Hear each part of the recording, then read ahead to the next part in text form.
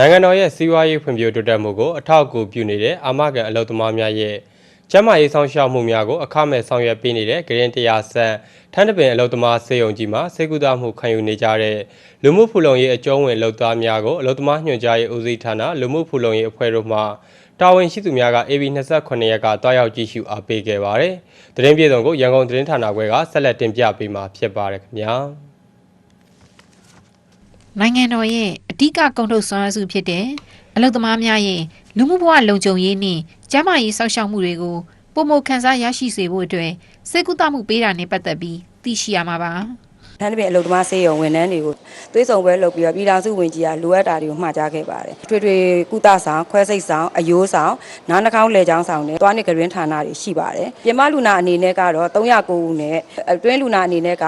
9448ဦးတို့ကိုကုသမှုပေးခဲ့ပါတယ်။လဆက်ခွဲစိတ်လူနာအနေနဲ့ကတော့90ကျော်လောက်ရှိပါတယ်။ဓမ္မလူနာရဲ့90ကျော်လောက်ကိုတော့ပုံမှန်တော့ဆောင်ရွက်ပေးနေပါတယ်ရှင့်။စေယုံတက်တဲ့လူနာတိုင်းကိုနေ့စဉ်ကိုသမင်း3နဲ့ကျွေးနေပါတယ်ရှင့်။ပြည်ထောင်စုဝန်ကြီးဒီကမှာကြားသွားတဲ့အချက်အနေနဲ့ကတော့အာမခံအလုပ်သမားတွေရဲ့ကျန်းမာရေးစောင့်ရှောက်မှုကိုကောင်းမွန်ပြည့်စုံပေးဖို့အတွက်စေယုံဘက်ကနေပြီးတော့လိုအပ်ချက်တွေပါရှိလေ။စေယုံတက်ရောက်လူနာတွေကိုလည်းကြီးစုအားပေးပြီးတော့ထောက်ပံ့လူတန်းငွေတွေလည်းပေးခဲ့ပါတယ်။စေယုံအနေနဲ့ကလည်းအခုစေပစ္စည်းဆိုင်ရာတွေအကုန်လုံးကိုထောက်ပံ့ဝယ်ထားပြီးပဲဖြစ်တဲ့အတွက်ကြောင့်ထပ်မံလိုအပ်ချက်ရှိတယ်ဆိုလို့ရှိရင်ဝန်ကြီးအနေနဲ့လိုအပ်ချက်များဖြည့်ဆည်းဖို့လာရောက်ခြင်းဖြစ်ပါတယ်ရှင့်။ထန်းတပင်စေယုံမှာကအခုအောက်ဆီဂျင် plant generating plant ကိုတက်ဆင်ထားတဲ့အတွက်ကြောင့်ရန်ကုန်လုံမစေယုံထန်းပင်စေယုံမှာလိုအပ်လျက်ရှိတဲ့အောက်ဆီဂျင်မှန်သမျှကိုတော့ဒီကနေထုတ်ပြီးတော့ဆောင်ရွက်နေပါတယ်ရှင်အလုပ်ကတော့ရွှေတန်လင်းအဝိုင်းမြန်မာလိုင်းတာအလုပ်သက်ကတော့10နှစ်နဲ့3လနဲ့6ရက်ဖြစ်ပါတယ်လူမှုဖူလုံရေးစေကမင်းမဟာဆန်မှာပြပါတယ်ဒီထန်းသမင်လူမှုဖူလုံရေးစေယုံယူလွှဲလိုက်လို့တမတီရောက်လာပါတယ်ဒီမှာလည်းခွဲစိတ်မှုလုပ်လို့ဆရာဝန်ကြီးရတယ်တော်တော်ကောင်းပါတယ်မနက်ပိုင်း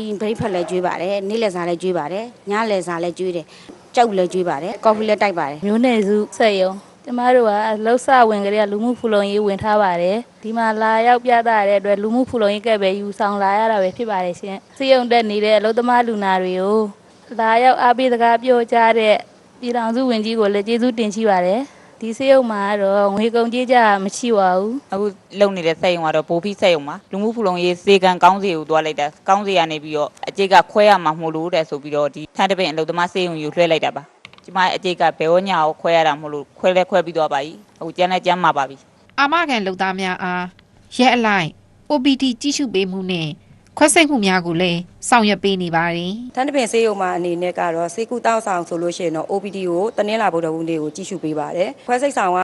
ကကြာပေးနေကြည့်ပေးတယ်ခွဲစိတ်ရဲ့ရက်ကတော့အင်္ဂါကြာပေးကိုလုပ်ပါတယ်နားနှာခေါင်းလေချောင်းဆောင်ကကြတော့အင်္ဂါနေ့ကို OPT ကြည့်ပြီးတော့ခွဲခန်းရက်ကိုလည်းကြာပေးနေကိုခွဲစိတ်မှုကိုပြုလုပ်ပေးပါတယ်အယိုးဆောင်အနေနဲ့ကလည်းအင်္ဂါနေ့ကို OPT ကြည့်ပါတယ်ကြာပေးနေကိုတော့ခွဲစိတ်မှုကိုပြုလုပ်ပေးပါတယ်ရှင့်အာမခံလုပ်သားများအနေနဲ့စေကူတာမှုခံယူပြီးနောက်စေဖို့ကုန်ကျစရိတ်များကိုလူမှုဖူလုံရေးအဖွဲ့သို့ပြန်လည်တင်ပြတောင်းခံရာတွင်12လအတွင်းထုတ်ယူရမှာဖြစ်ပါတယ်